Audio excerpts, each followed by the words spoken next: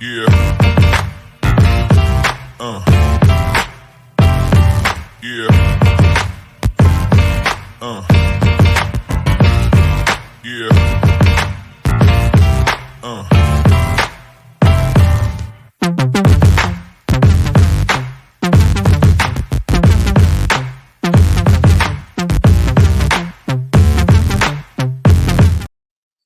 Yo, what's going on, everyone? Welcome to this week's episode, the last episode of the season, for the regular season, of course, because we didn't make the playoffs, of River City 93.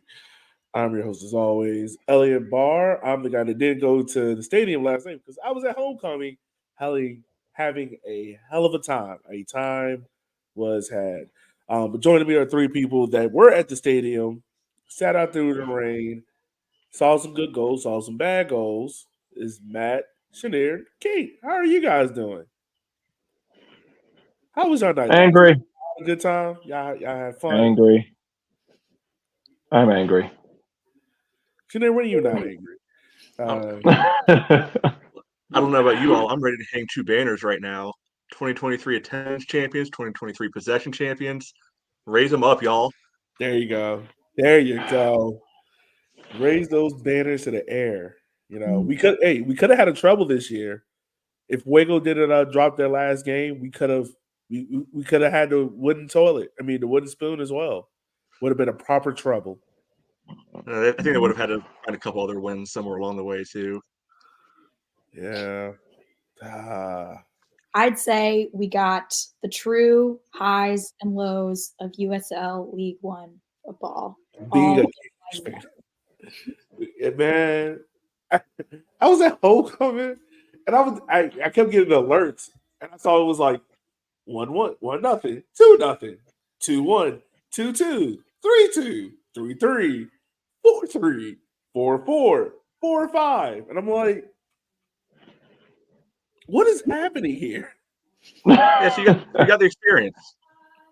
That's basically the experience in the stands of what is going on, Yeah. what is happening here.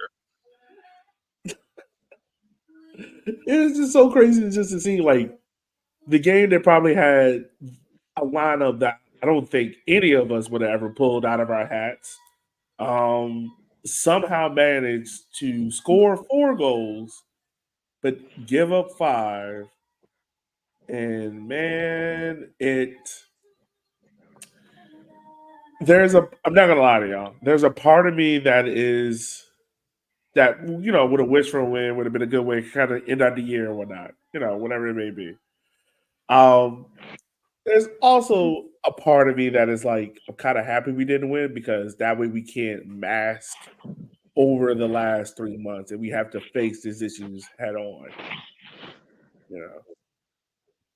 Just my wishful thinking. Yeah, I mean, I get that, but in the stadium, go up 2-0. There was a good energy at that moment, and I mean, call me naive, call me stupid. I thought we were good at that point. I feel like this season is what's the definition? Like insanity is doing the same thing over and over and over again. And Like And expecting a different result. Didn't we go 2-0 against Fuego last time? Draw that game 3-3? Yes, sir, we did. Oh, We'd seen this film before. Yeah, a few versions, a few times. This is like the Marvel franchise of soccer right now. You know the script, just always a little bit different packaging. And unfortunately, this was the most number of goals we'd scored in a single game all season, yet still managed to lose. Yeah, I don't think we've led this many goals since the Union Omaha game, which was 4-1. Yeah, the start of the winless run. Coincidentally enough. Hey, Yeah. look, listeners, if you're here listening to us, first of all, we just want to say thank you. We know it's been a tough season. As we always say, we couldn't do this without y'all. But make sure to follow the show, like us on YouTube, and wherever you listen to your podcast at. But sometimes you just got to laugh through the pain. And that's what we're going to attempt to do. Let's start off on a good note, y'all. Well, not on a good note. Let's try to get to a good note. Let's talk about it. Mr. Neil Vigneault wore the captain's armband last night. Had an impressive penalty kick he made. Kind of was the tempo leader of the team. Darren said something very interesting about Neil, and I asked him also in the pregame show that Neil Vigneault has stepped up as a leader, and that he's someone that the team is kind of looking to put the pieces around. Do you think? I mean, granted, the last 3 months have not been good on the field for the Kickers, but for Neil Vigneault, is the right move to build this team around Neil and then utilize his talents? I think yes. yeah, same here. I would say yes. I mean, over the past 2-3 months, he's been head and shoulders above the best player on the squad. I mean, he's just been in a class of his own with regards to the rest of the kickers. But there's not really any competition. So, yeah, build the team around the guy who's actually putting in, giving us results, creating things and actually playing well. Agree. One of the things I talked about in giving him the MVP last night was for however much stock you put in the ratings that are given players on FotMob, he is number 5 in the league, 7.47 average over the course of the league. Pretty impressive to be in the second from bottom team and still be a top 5 player in the entire league. Somehow edging out Trevor Amon, who just secured the Golden Boot for the season. And interestingly enough, he is actually the player with the 3rd most player of the match awards throughout the season as well. So he, I would say, didn't just have an excellent season in a vacuum, but even compared to every player in the league as a whole, whatever numbers factor into giving those ratings, passes completed, key passes, big chances created, goals, assists, he has had a stellar season, especially given the context in which the results that he was participating in. Yeah. And I also know he finished second in the league in chances created on 66 behind Arthur Rogers, who had a mind-popping 85 chances created. So, yeah. Matt, anything you want to add to it? Yeah, I think throughout the mess of the last 3 months, you've seen a lot of, I won't say negative, but maybe not positive body language out on the field. And Neil's a very notable exception. Just even how he's playing during the game, exuding and it looks like building confidence in his own self. As we've gone along, it seems like to me that he's gotten more assertive, more aggressive. On the field, on the ball. A couple of the we had always talked about. All right, he's going to be playing on the ball, but maybe not driving it forward. Like he's taking more guys on, right now, doing all these things. So really, he's even just physically carrying himself, differently out there and beyond, just the actual skill level. The only reason I hold a little bit on saying build around him, he's had a couple of injury issues, during his time here, and I don't know if it would just be a total house of cards if everything's built around one player, and then if he goes down, do we have that ability to change function? Because we've seen how the ability to change function has gone. Yeah, man, but that's a better conversation for next week. Yeah, that's there you go. There you go. Stay tuned for next week's episode. Also, Neil, officially on the sheets, it said he scored 1 goal. Do you guys think he scored 2? Do you think the corner kick was an Olympico? No. I have no idea. I went back and watching the replay. Yeah, I've even watched the replay over and over, and I don't see where it hit anybody. There's so many bodies between, in the path of where that ball went through to get into the goal that I mean, it's got to have hit somebody. I don't know. I don't see how it bounces where it bounced and didn't touch somebody. And some poor schmo from Fuego got hung with the own goal on it. I have no idea if it was actually that guy or somebody else, but I don't know, just the direct. I was trying to look, and I was like, all right, it hit somebody. I couldn't see it. But yeah, that's neither here nor there. Another going back to Neil real quick, y'all. Neil personally, do you like him being the captain of the team?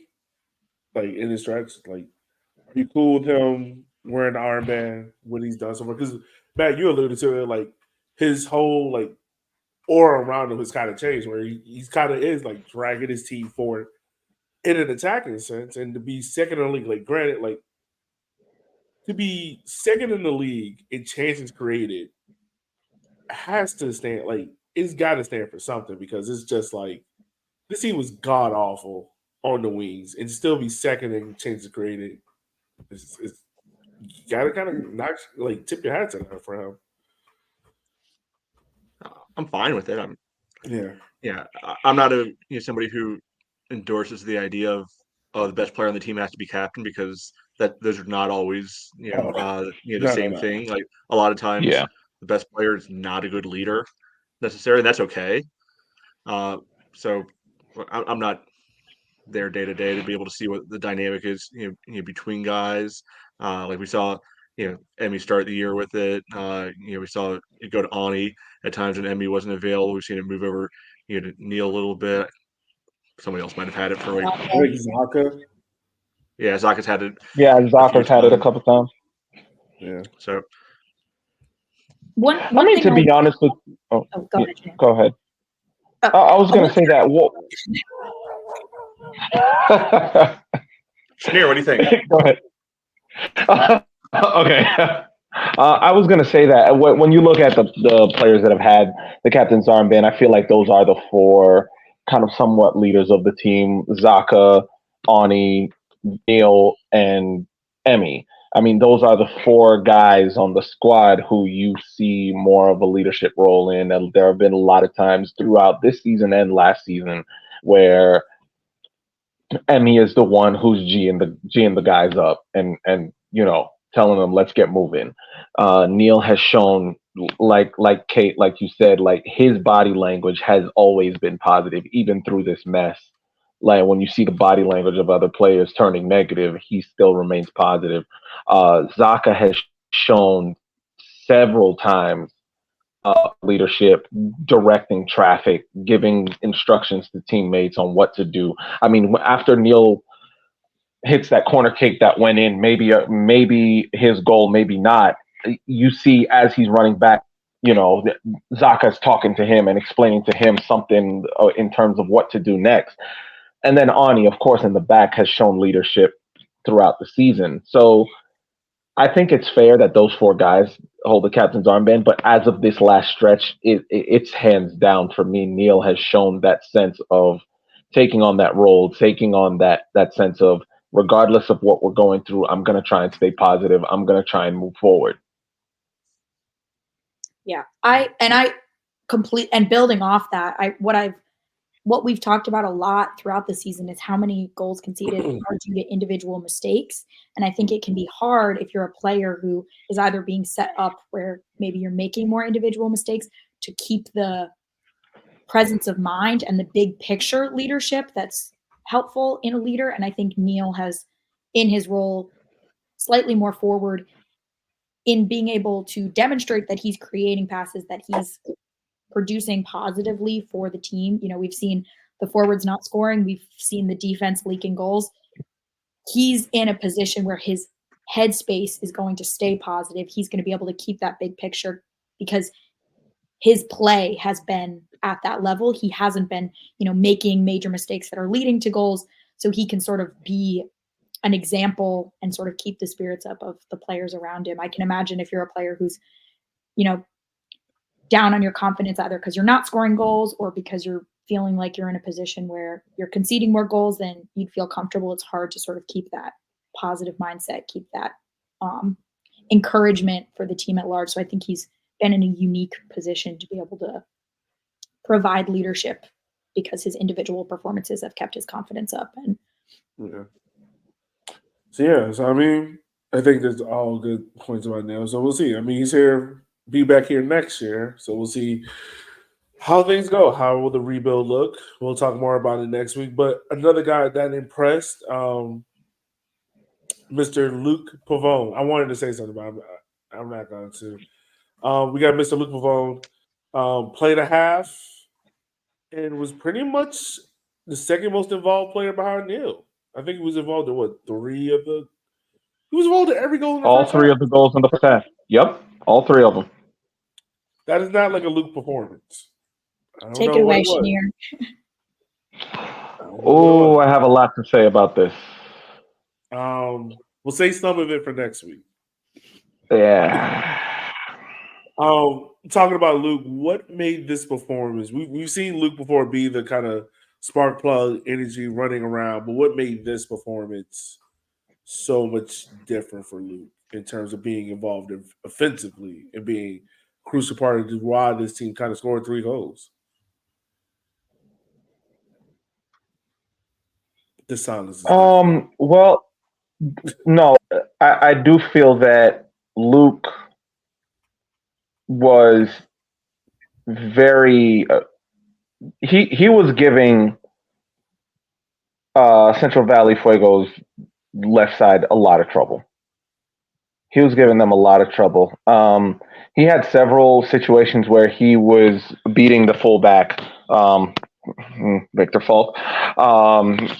He was beating Falk on the dribble with through balls. Of course, Neil providing a lot of great through balls for him to run onto, beating Falk and getting crosses into the box, creating some chances for Bentley, for Vinyals, for Hornsby, and then with that first one, he's in on that back post and rattles the ball off the goalkeeper to give us the corner kick goal off of that one. The second corner kick we took, he's the one who created the chance that got us the corner kick. And then of course for the third goal, Luke is the one who gets fouled in the box. He receives that pass. I think it's from Hornsby or is it from Neil, across the goal, and he takes a touch wide to pull himself away from the center back. And Lewis thinks he's going to beat Pavone to the ball, and Pavone just pokes the ball away and, takes the tackle, takes the foul, and draws the PK. So with that being said, he was extremely, extremely involved in the first half.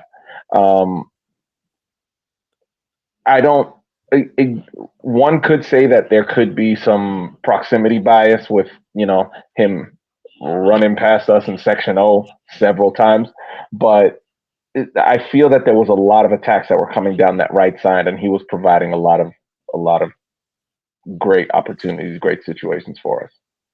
Matt, Kate. He was playing. It felt like he had no pressure on him, like mentally. At the end of a long season, he hasn't necessarily participated as much as maybe he would have liked, but it definitely seems like he wasn't sort of bringing any maybe of the pressure that have been on some other players to perform. And he's one of the players who feeds the most off of Section O's energy. He has one of the strongest connections with Section O. So as Shinir mentioned, playing, every time, he'd earn a corner kick, he'd turn, he'd be clapping at Section O, he'd be hyping up the fan. So I think he was also sort of feeding off that positive energy, and it was really bringing his game to another level. Yeah, I think that's the key thing here is the team is in a funk, and he was able to come in and we know what his game is. His game is a hustle game, right? He's not going to go out there and you be able to do all kinds of extra fancy moves. It's not who he is. Not who anybody's asking him to be. But he went out there and it helped us set a tone. I Yeah. think both for Yeah. guys on the field, but also being like Hayden Schneider was saying, kind of helping to hype the crowd up a little bit. Be able to kind of build up the atmosphere, because it is really a two-way street. It's a lot easier for those in the stands to get hyped up when the players are into it, and vice versa. Rather than it just being the fans giving the players the support. Uh, I also kind of like, I forgot which one of you said it already, but kind of playing free. I think it was probably his last game with the team, if I had to be able to guess. And I think not having to worry about, oh, is this going to affect my playing time down the road. This is it. Let me lay it all out there the way that I leave it out there. Can kind of take a lot of weight off and take a lot of pressure off. And you always hear that's when athletes in almost any sport perform their best, is when they're not feeling that Yeah. weight on their Mhm. shoulders. I think it's pulled at halftime for God knows what reason. Yeah, that's one of the more confusing ones. I don't necessarily understand why when he's been so involved. But we'll come to that point after we finish talking about the top threes. But yeah, if this is Luke's last performance, I'm gonna ask y'all this. Obviously, I know how much I got love for Luke. Luke is my boy. He's on the play. I got a jersey off. If this is Luke's game, what do you think his overall legacy, or how better yet, how will he be remembered in kicker, like Richmond Kickers history? He's the kind of the emotional heart of the first part of the League One era. Yeah. Mhm. Yeah. Okay. Yeah, I think when you have a player who so obviously has a strong connection with the crowd, with the fans, with the supporters group, it builds an unconscious connection with the rest of the team, where it provides sort of it's the first sort of link in the chain and connecting the rest of the team who might not have a similar emotional connection, but sort of seeing, maybe putting a rose tinted lens on the supporters group, and really helping sort of build the connection between the team and the fans at large. There's a lot of emotional work, I think, from both sides, both from the fans' perspective and from the rest of the team's perspective, to see like how strong a connection can be built between an individual player and individual supporters or the group at large. Yeah. Yeah. The thing about Luke is, I remember that first season he played striker. And he didn't score a single goal. However, he played every game, and the reason is because, and I feel that that team was set up for him not to be the goal scorer, but the head of the press. And he played that role extremely well in my eyes. And that will always be what I see in Luke Pavone, is that sense of, he's put up top not to score goals, but to put pressure on the center backs, but to hound the back line.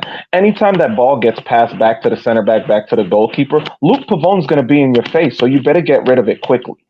And that was the tone he set from day one as a Kickers player. And that workhorse mentality, that get in your face, wasp bugging you, not leaving the sense of mentality, is what I think endeared him to the fans. It's like they saw this guy running around and just making a nuisance of himself. You gotta love it. Yeah. Yeah, It's I hard to think find a guy that does. I'm off on Matt. you're fine. I'd say the last thing. Let's say this carefully. Uh, it's not that I don't think other guys out there care, but you have no doubt in your mind whatsoever that Luke cares about every single minute, every single result that goes on out there. Yeah. Yeah. Oh yeah. Yeah. I mean, honestly, it's hard to find a guy that goes through a complete entire season without scoring a goal and he knows like, yo, my job is a press. Like, I think Luke has literally played every position on the team outside of center back and goalkeeper. Yeah. In his 5 years of being here, like Probably close, yeah. yeah, like he's like you said, like he's been the emotional spark plug, and if this is it for him, I think he leaves with his best foot and his best showing in a kicker's jersey, obviously. And I mean, obviously this year he's also had a game where he scored a goal and whatnot. But yeah, things didn't finish out the way how we wanted it to with him. And I mean, if it is it, then we wish him all the best going forward. Another player that kind of stood out was, correct me if I'm wrong, was it Hornsby that we said also stood out? Who was it? Was it Hornsby? Sure, why not? We can just throw a dart out there at somebody. But Two yeah. great services into the box, resulting in goals, which you can't ask for more than that from your corner kick service. Yeah. We can't. Yeah, I think it builds more to the maybe the third star, whatever the game instead of an individual should be the set pieces as a whole, because all 4 of the goals were set piece goals. Yeah. So I'm going to take this moment to reference us back a conversation like 2 or 3 months ago. Say I told you all so. Yeah. But you're also the same podcast that said that Neil Vigneault needs to be benched around like June, late May, and we just had a whole segment about why Neil. And he stepped up ever since I said that. Right. He stepped up ever since. Everybody, you're welcome. Yep, he listens to us. They listen. That lets us know they listen. Exactly, but for all the faults of this team, the team is very good at converting set pieces, whether they're corners, whether they're free kicks, whether they're long throws. Like I don't have the stats because I haven't bothered to look them up, but I can't imagine there's too many other teams that have as many, or certainly the percentage conversion rate on those. So Chandler scoring off a corner today or yesterday. Simon scoring off a corner. The penalty that Neil converted. The good. That whole build up. Shout out. Beckett. Getting forward. That would have been kind of the one little thing we'd gotten on him about. The offensive production, and he started the play that led to the penalty. Right there, and then whatever happened on that third corner kick that led to a goal, whether it went straight in, whether it bounced off somebody else, no one will ever really know, because I don't think the video is that good to be able to fully tell who got the last touch. But I think what's very interesting is obviously offensive goals have been coming. They've been coming through set pieces. Terzaghi has been injured. I'd say the proportion of goals coming from set pieces has increased significantly in the back half of the season, almost to the point where goals from open play have decreased. Are very, very far between. I'm not saying that's a problem, but it is interesting that if converting off set pieces is something I would say at the beginning of the season, there wasn't a lot of clinical, I can never remember the noun for that, clinicalness. And the fact that our center forward, back-to-back Golden Boot, 3-time back-to-back Golden Boot winner, 3-time MVP, has been injured, and who is also 5'8", has been injured for the considerable portion of this. Whether or not there's been maybe a change in strategy around what we do during set pieces, if our target forward is no longer sort of in the mixer, you've got maybe all your taller players in there, and also whether or not there's a question to be asked about our ability to score goals out of open play. Yeah. And whether or not relying on set pieces it's great. It's wonderful to see them come in, but we've also haven't won a game since July. Yeah. And whether or not scoring goals, our inability to score goals from open play has any bearing on our inability to win games. So I just looked at the stats. We obviously lead the league in set piece goals. You guys know how many goals we score from open play? You guys want to take a guess? I don't think we need to dwell on that right now. Set pieces are very good. Well, this is the thing. We scored almost the same number as set piece goals that we did open play goals. I just happened See, to we're very good at set pieces. I'd be fascinated to know the months in which those goals came. Yeah, that's what I was gonna say. When you look at Terzaghi and when his injury happened, I think the amount of goals from open play, just the switch got turned off. And one of the reasons is, and it pains me to say it, is the insertion of Matt Bentley up top. When you have someone who you've been playing out of position for so long and you'll be like, all right, now since Terzaghi's injured, you're going to go play striker. He ain't got the shooting boots no more. And I mean, we don't know if he ever did because we don't know what he provided before he came to the Kickers. But just by his general movement, the general way he plays, I could tell from day one that he's naturally center forward or a striker. And we've been playing him on the wing most of the time we've had him. And then all of a sudden, when Terzaghi's injured, you throw him up top, you're not going to get the same type of delivery as Terzaghi with Bentley. I think he's missed a lot of chances ever since he's had that role up top. And I mean, the service is the same coming from players like Zaka, Vignoles, Serkowski, whoever plays on the right, given the week.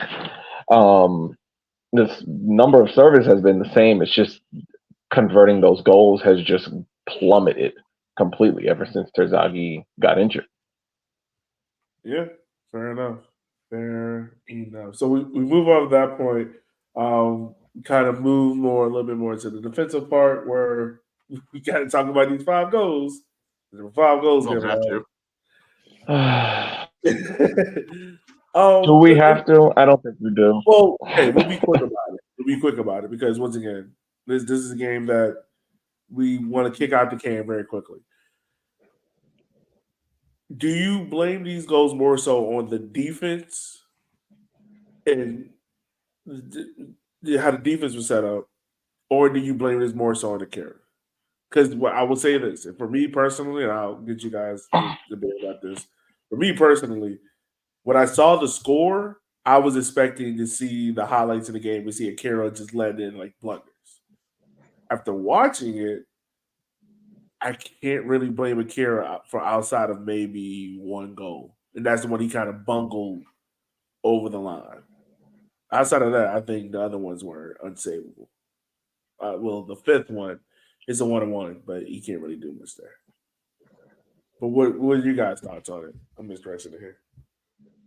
I think, especially when you look at the first 2 goals that they scored within the span of 10 minutes, both of those goals, very good shots, terrible defending. I do feel that for the first goal, I forgot who was out wide, who brought that ball out wide. I think it was it?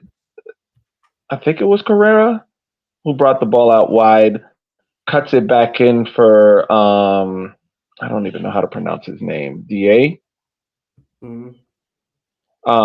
And first of all, when Carrera gets the ball out wide, he has I don't think it was Carrera, it was Cromwell. When Cromwell's out wide, he has way too much space to look up and find that slotted pass into DA.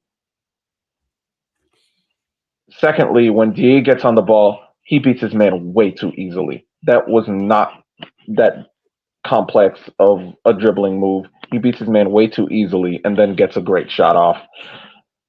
Very little Akira can do about that. The second one, kind of the same thing.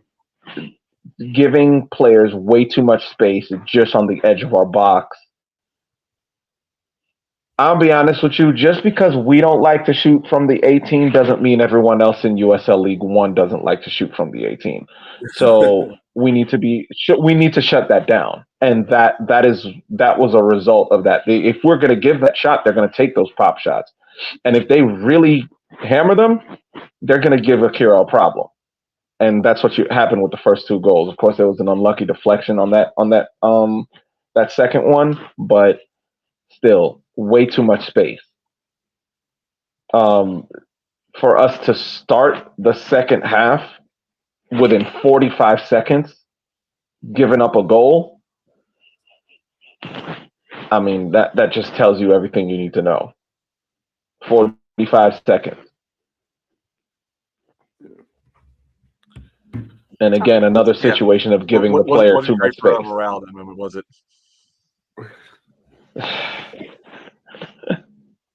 The U10 principle of next 5 has definitely, after scoring or after halftime, has definitely come back to bite us on multiple occasions, because the goal for them to go up 5-4 came how many minutes after the equalizer to go 4?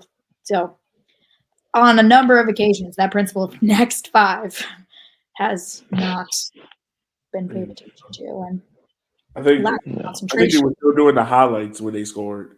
Like, they had to cut away from the highlight of us scoring to show them scoring. Yep. Not a show them scoring. Show them guy named Victor Falk scoring.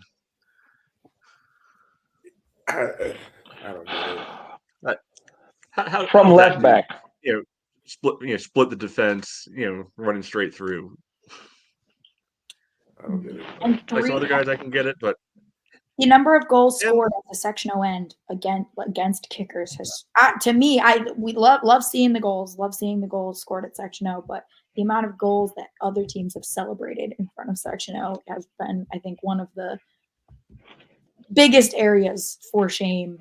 Conceding goals is one thing, but conceding that many goals in front of Section O rubs the salt in the wound a little bit more. But to answer your first question there about Akira, I think the fourth one is the one that's the most glaring. Yeah. Third goal, great shot. I mean, sometimes you gotta say, great shot.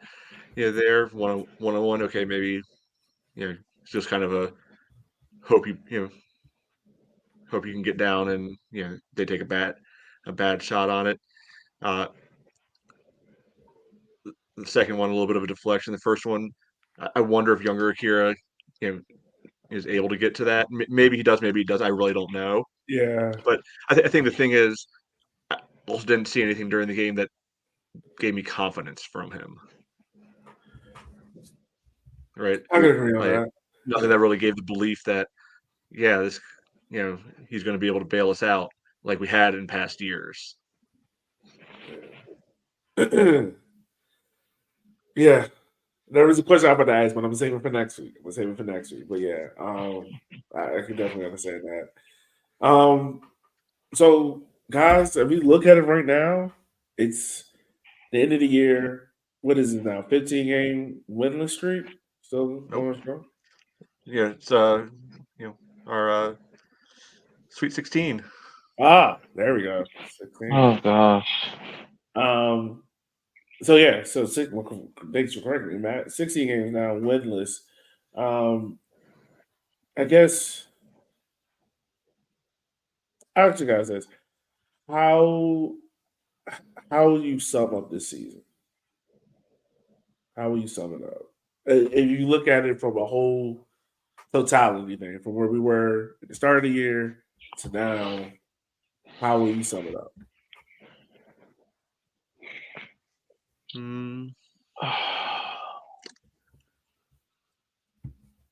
I feel like it's almost like a Roadrunner Coyote cartoon, right? The beginning, there's this great plan. It looks like his plan's working, pretty well. It's all set up. It looks like, all right, God is going to nail him. He's going to get the Roadrunner, and then the rock falls on him, or he goes off the cliff, or pick whichever, the dynamite, explodes him, anything like that. I mean, because first half of the season, was it amazing? No. Was it perfectly acceptable in every way and put us on target to reach goals? Yes. We had 24 points after 16 games. If you double that, 48 points. That puts us fifth place. Yeah. So it's tale of two halves. The first half was maybe not interesting, but it was fine. Second half was not interesting, and it was not fine. It was literally a League One era record tying collapse. Tied with the great Orlando City B teams. That had a 16 game winless streak, and those are not teams you want to be associated with. Oh, I don't Yeah. know. 5 points picked up since July. Matt, my fault. Thank you, Matt. Shaneer, Kate, what's your summary on the season as a whole? First half, average. Second half, just Groundhog Day. It was literally every game was, hey, we went up 1 goal, and we gave up 2, and we gave up 3, and we gave up 2. And it just was like literally every game was the same thing. We score first, then we capitulate. We score first, then we capitulate. And it was like I couldn't even enjoy us scoring because that just meant, well, we're about to drop the ball because it became so repetitive over and over and over again to the point where it was predictable. Mm-hmm. Yeah. I'd say I also divide this into 2, one being from the tactical and management side, one from the player side. The player side definitely feels like a very human sort of mental crumbling over the course of the season, where a lot of goals coming from individual errors and not a lot of confidence from pretty much any player, forwards or back line. Not much to inspire confidence, both in individual performances, pretty much across the board. So understandably human reaction to lack of form from almost every player on the field. And then on the management side, not human in just an astonishing rigidity and a baffling rigidity in the face of very clear lack of result. I think from the players, it's perfectly understandable the sort of snowball effect of individual mistakes, making it harder and harder to sort of put your best foot forward. But from the management side, an astonishing refusal to adapt or change in the face of complete lack of working from a tactical perspective. So I think I have no sympathy with that aspect of it because I don't understand the decision making there from the substitutions, from the tactical setup, from the players. I can totally empathize with how difficult it must have been to sort of try to build despite those individual mistakes. But from the management, I have no sympathy and I have no interest in excuses as to why absolutely nothing changed as things I did got worse. Did a little quick math because just like the first half of the season, the second half of the season were night and day. I mean, how many times did we talk about first half of the game versus second half of the game? Yeah. Did a quick math, so I might have missed one or two here or there, but I think if games ended at halftime, during the second half of the season, instead of taking 5 points during the last 16, we would have taken 21. God. Jeez. Are you serious? I mean, we should double check my math, but it's not that far off if I'm off. There's very from a player's perspective, there's a crumbling there, with one mistake snowballing, but from a management perspective, there's a clear inability to adapt or interest in adapting to. Oh man. I mean, to be honest with you, when you look at it, this last game was it's in essence is a picture of our season. We go up 2-0. We lose that lead. We gain it back before the end of the half. 45 seconds into the second half, we're giving up a goal, and it just makes you feel like. Mm-hmm. And then you get substitutions that take off senior players who are producing a lot to bring on kids and suddenly putting the responsibility. The very badly managed from a seeing out the win perspective in that second half. Yeah. And So- I mean, going to piggyback off of that, one thing I did want to address Hold on. is I don't want you to. Save it for next week. no, it's about this game in particular. Oh, I know. I'm just saying. It's about- Save it for next week. We Okay. gonna have this discussion. We're gonna have this discussion. It's coming. Don't waste all your ammo now. We don't waste all your these goals now. Save them. Yeah, set these goals. Save them. Right? No, I mean, I guess the way how I would summarize the season is defense might not win you games, but they damn sure can lose you some. Yes. They damn sure can lose you some, man. I think like if you would ask us at the beginning of the year, like what's one of the hallmarks of a Darren Sawashi team is defense, right? We saw that at the start of the year where the defense was literally carrying this team, like clean sheets, all this stuff. Since July, we haven't had a clean sheet. Like we haven't had. I cannot think.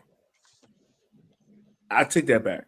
There's only one good defensive performance in that stretch, and that's the Lexington game. Yeah. That's the only one I can give you. That I'm like, all right, the defense did lose this game. This wasn't on the defense, right? But outside of that, man, like, I mean, definitely a lot of this hangs on Darren and the coaching staff. Some of it is on the players for the mentality of it as well. It's just, I don't know. My hope is that they learn the mistakes of this year with negotiating with the CBA, player reconstruction, recruiting when I say this, I'm not saying like Belmar or others aren't good players or good people, but just getting the right parts in to do what you want to do, right? And to have the ability to. It's one thing of bringing in players and you're trying to be flexible and trying to change systems and seeing something that's not working, which to Darren's credit, he has. He's tried different formations. He's tried different styles. But the thing is like you also got to have that foresight amount of knowing, like, all right, is this player I'm bringing in flexible enough to do the things that I need him to do, right? And we didn't see a lot of that, right? We didn't see a lot of flexibility in the players from the manager standpoint and from his standpoint. So that's the way I was summarizing to kind of look at it. I mean, I feel like next week's podcast is going to be fun, so we'll save a lot of this. So that's where we're holding back so much because I feel like a lot of the stuff we want to talk about, but we're not going to waste it here because we're trying to save it for next week. But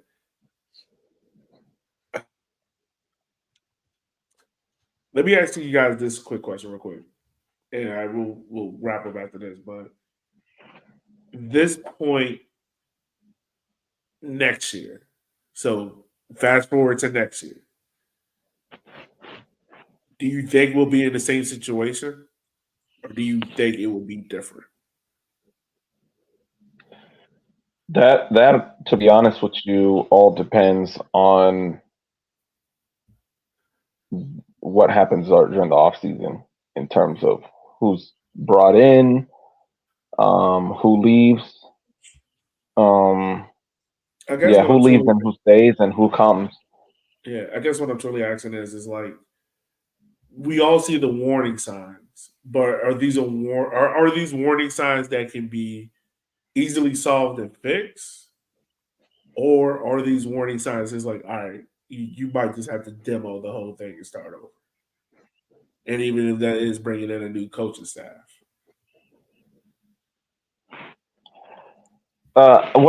Bringing in a new coaching staff, I know that I knew even when things started really getting bad, probably like mid to end July, when it was like there isn't a win in sight, and we're hemorrhaging, we're destroying lead after lead after lead.